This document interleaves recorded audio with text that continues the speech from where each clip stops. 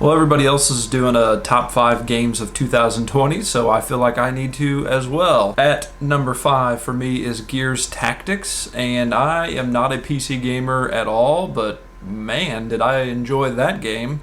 I used to love Command and Conquer way back in the day. That was like my jam as far as PC gaming goes. And I love the Gears of War lore, the story behind it, and to kind of get like a different kind of story along with some really fun, engaging gameplay was awesome. I was surprised by it. It was on Game Pass, so it was totally free. I loved Gears Tactics. Number 4 for me was Minecraft Dungeons. I've put hundreds and hundreds of hours into Minecraft Vanilla, and when Dungeons came out, I knew that I was going to love it because I loved Diablo 3, and it's essentially Diablo 3 but with Minecraft skin, so it was a lot of fun. I really enjoyed that one. And again, Game Pass for the win. It was on Game Pass, so I didn't have to pay a dime for it. I've downloaded and paid for 2 of the add-ons just to kind of support the game and say thank you for such an awesome game that brought me probably 20, 30, 40 hours of enjoyment. Number 3 on my list, this is a surprise, it's Fortnite. I'm a little bit late to the Fortnite party, but it's something that I picked up maybe just a couple months ago in October or so was when we started playing, whenever the new season began, basically. Right after the Marvel season. I'm sad I missed out on that now. But I connected with one of my buddies, and he's got a buddy that lives in Texas, and then all 3 of us just get together literally every single night from like 8 to 10 or even later and play Fortnite together. I'm not good at it. I can build a little bit. It's just fun to kind of get on there and talk to those guys and give each other crap. There's one guy on there that thinks that Die Hard's a Christmas movie, and I draw the line at that, so it's fun to give him crap about that. But it's the most social thing that I do by far, and it's a free-to-play game, but just to support the developer, I've purchased the Battle Pass on 2 different systems.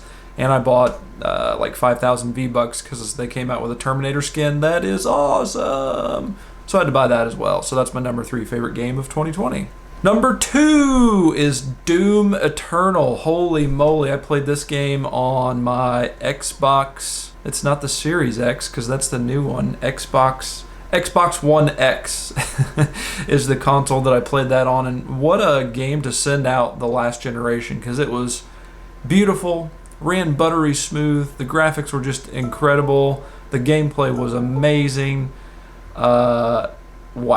I'm an old school Doom player. Like, I remember I had the red SNES version of Doom whenever it was out on cartridge on the Super Nintendo. Loved that game. Played it to pieces. I don't think I ever beat it because it was hard. And getting through the end of Doom Eternal was very difficult also. I was thankful for some easier difficulty levels because I definitely ratcheted it down there. But that last boss fight, whoo! If I didn't have any hair, I might have lost it with that last boss fight. It was a doozy, but I'm glad to have beat that, and that was an awesome game. Last but not least, first on my list, my number 1 favorite game of 2020 was The Last of Us Part 2. Just a brutally, devastatingly beautiful, fun game. And again, I played this on PlayStation 4, so it's the game that kind of ended that console generation for me. Loved The Last of Us Part 1. I first played it for the first time on PlayStation 4. I totally missed it on PS3 somehow. My PS4 was just cranking. The fan was loud the whole time that I was playing this game, but holy moly, was it fun. It was maybe 5 hours or so too long, and spoiler alert, but whenever we switched from Abby to the other main character, just not as much fun. I didn't have the background with this new main character. I didn't really care about her as much. But it really came together, I think, in the end, and it told a beautiful story. And that's something that video games are kind of unique in that way, is that they can tell a 40-hour narrative. A TV show can't really do that, not in one sitting. Unless you wait for years and then it's out and then you binge all of it, kind of like I did with Breaking Bad. But that doesn't ever happen. With video games, you get usually at least 1 game a year where you get this just total immersive, encompassing experience that spans 40 hours. And with The Last of Us Part 2, it absolutely rips your heart out, stomps on it. but then kind of maybe sort of shines it up at the end by bringing it around full circle. Super fun game.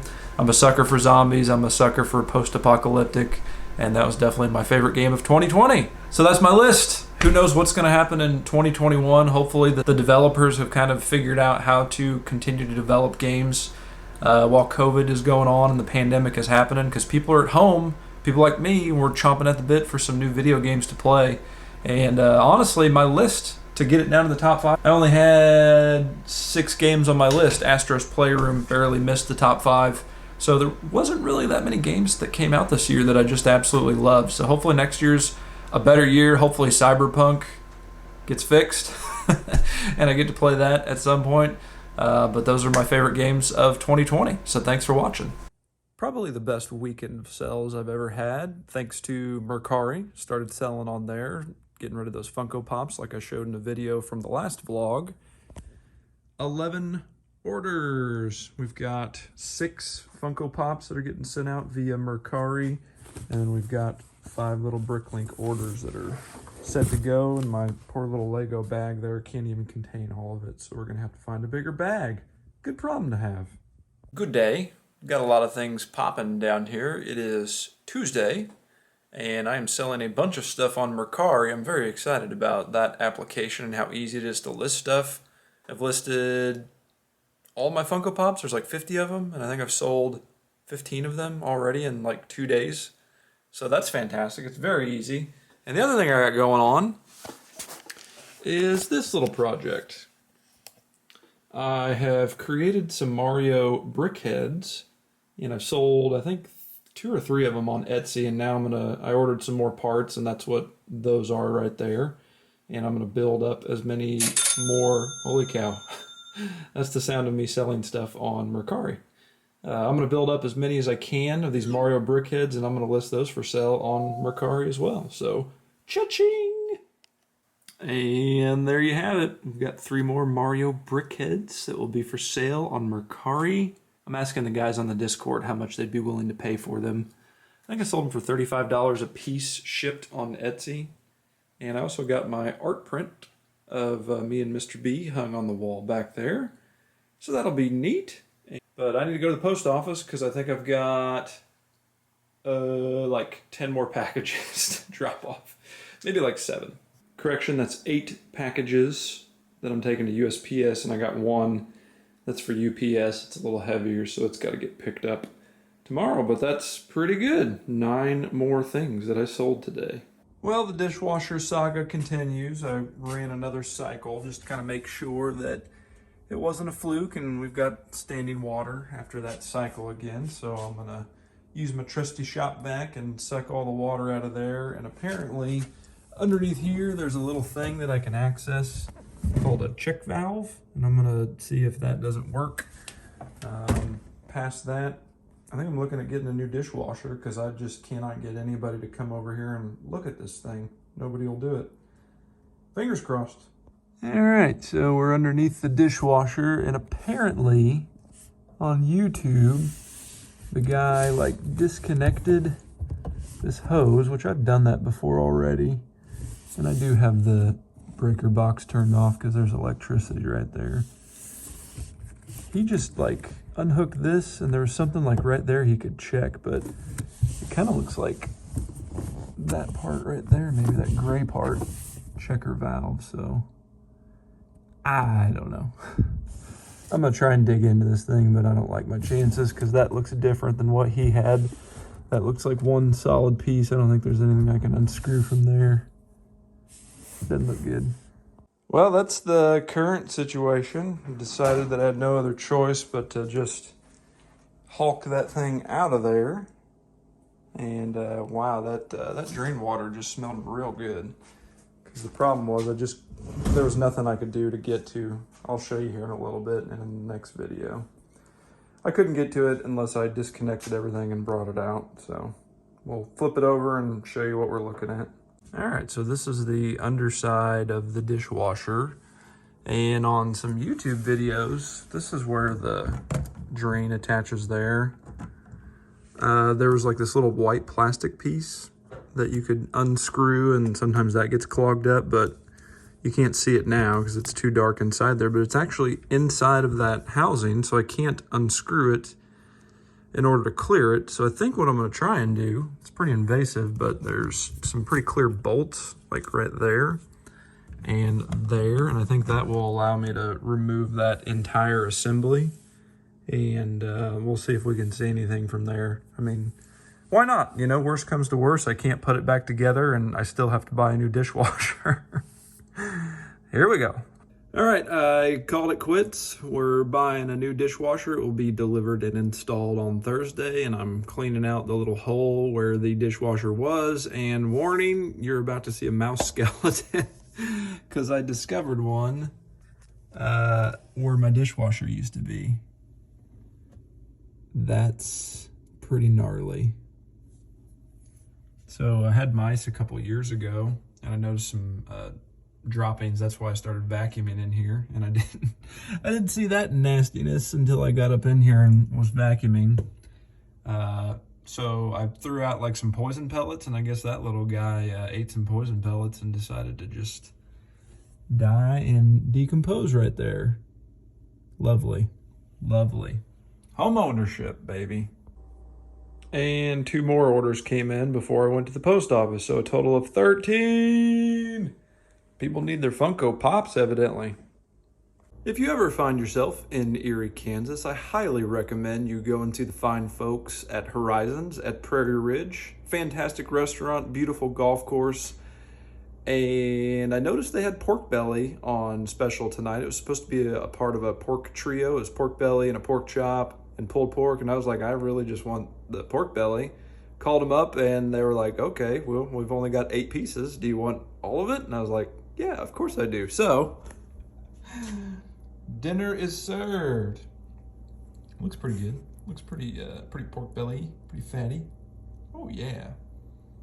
That sauce is not keto approved, I'm sure, but it's not doused on there too bad, so. It'll be pretty tasty.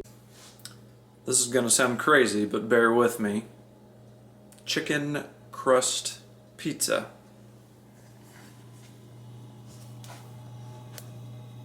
All right, that does not look very appetizing. I realize that. That's canned chicken.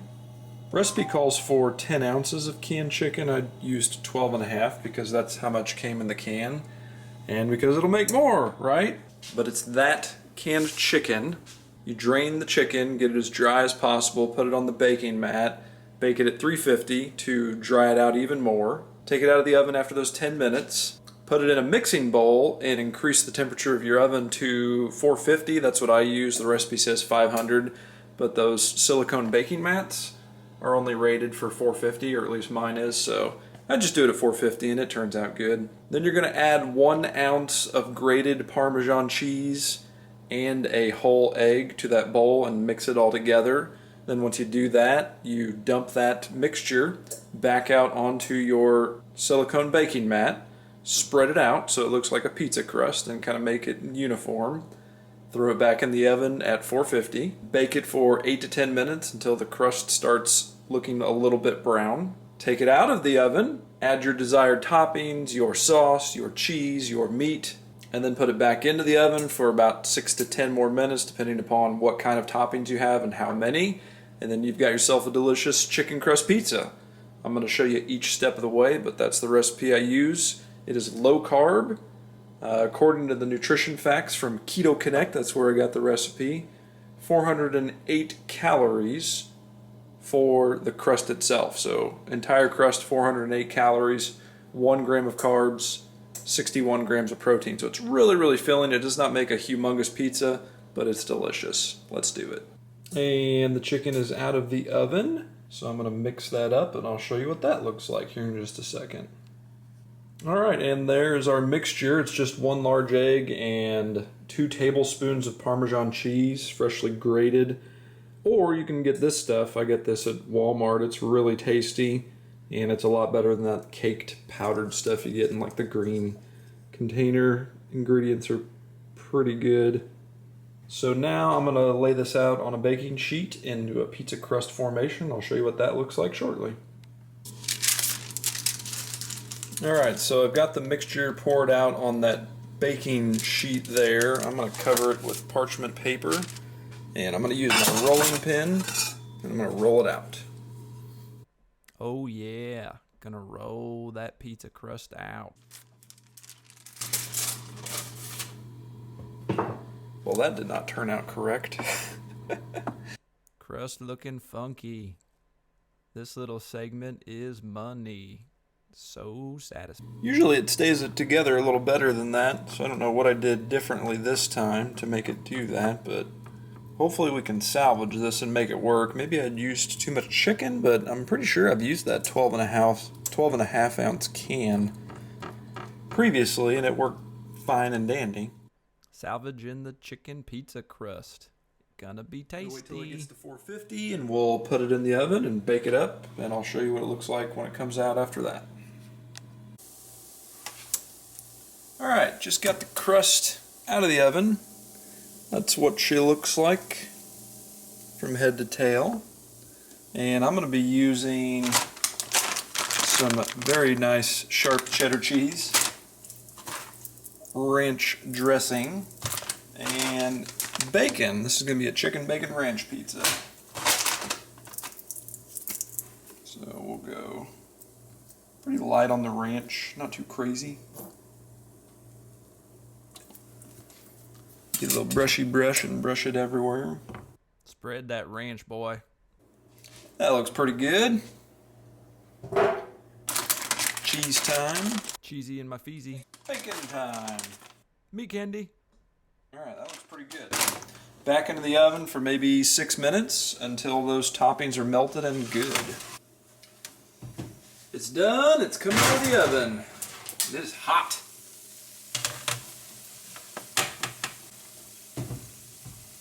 But it looks pretty good. Oh yeah.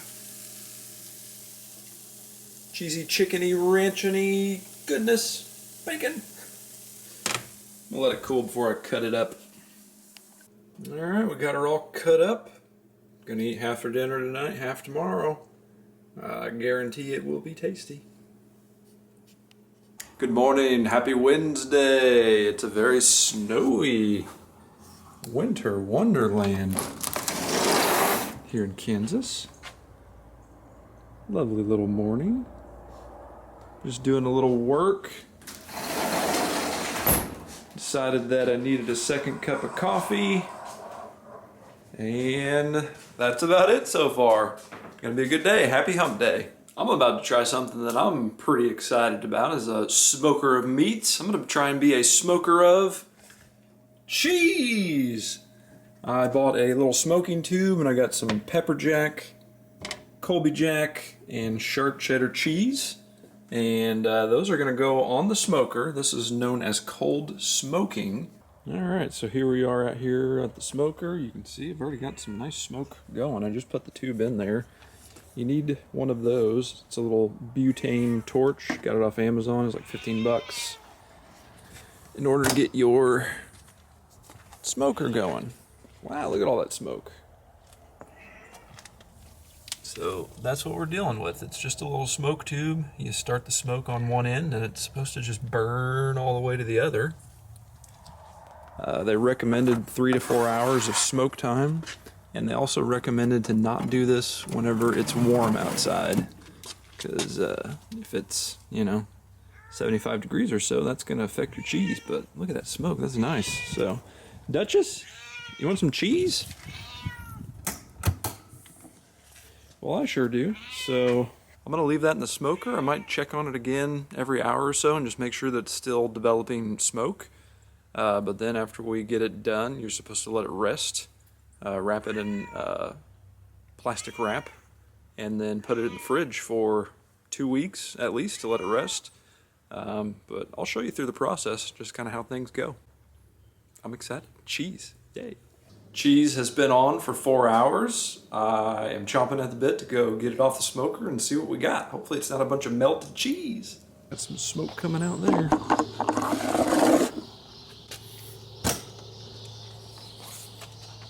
Hello, Smokey.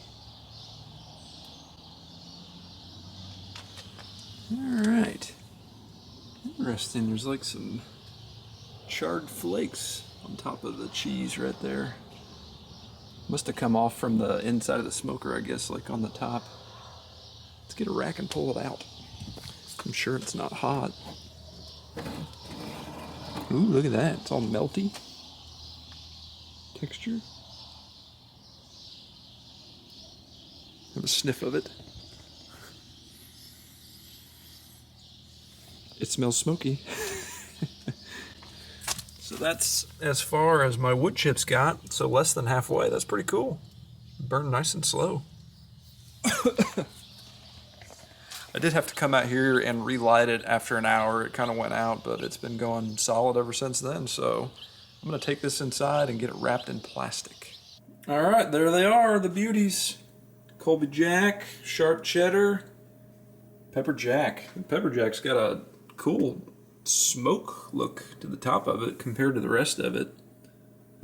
Neat. And it does smell very smoky. Shout out to my boy Malcolm Reed from How to Barbecue Right. I watched his video and followed his instructions to a T. I'm going to slice off a piece of each one because I want to try it before I wrap it up. But I'm just going to wrap each one up in plastic wrap. Put them in the fridge for, I guess, at least a week. Apparently, if you let it go longer, it'll taste even better. But I don't know how long that cheese is going to keep in the fridge. I'm a little unknowledgeable about that, but I think that this was a success. We'll bring you back here in just a second for the taste test. All right, there we go. We got them all wrapped up in plastic wrap. Pretty self-explanatory there. I've already tried that one, and now for the pepper jack taste test. It's quite smoky right now, and I think that resting period really allows, that's what Malcolm said, the resting period allows the smoke to go into the cheese instead of it kind of just being on the surface, because it's almost a little bit bitter at this point. It's still good. I used hickory wood chips. I probably never mentioned that, but I'll be interested to see what this tastes like a week from now. You know, if it tastes the same, I don't know if I would spend the time to do this again, because it's pretty smoky and it's a little bit bitter. It does add a nice smoke flavor to it, but I'm hoping that the bitterness is going to go away and it's going to be absorbed into the whole cheese block, and it's going to be a lot better here in a week, but we'll see. I'll let you know maybe in next week's vlog. What is even happening? I'm recording an outro. I'm not a rapper. Tin Hun got me doing this. I'm a wannabe rapper. This is gonna be bad. Brace for impact, everybody. Here we go. And that's the end of the vlog. You know this ain't no blog. Hope y'all enjoyed the show. If you did or you didn't, that's cool. Just let me know. Hit the like button, comment, and subscribe. Hit the like button, comment, and subscribe. Let's go! Thanks for watching, everybody. Hope you have a good week.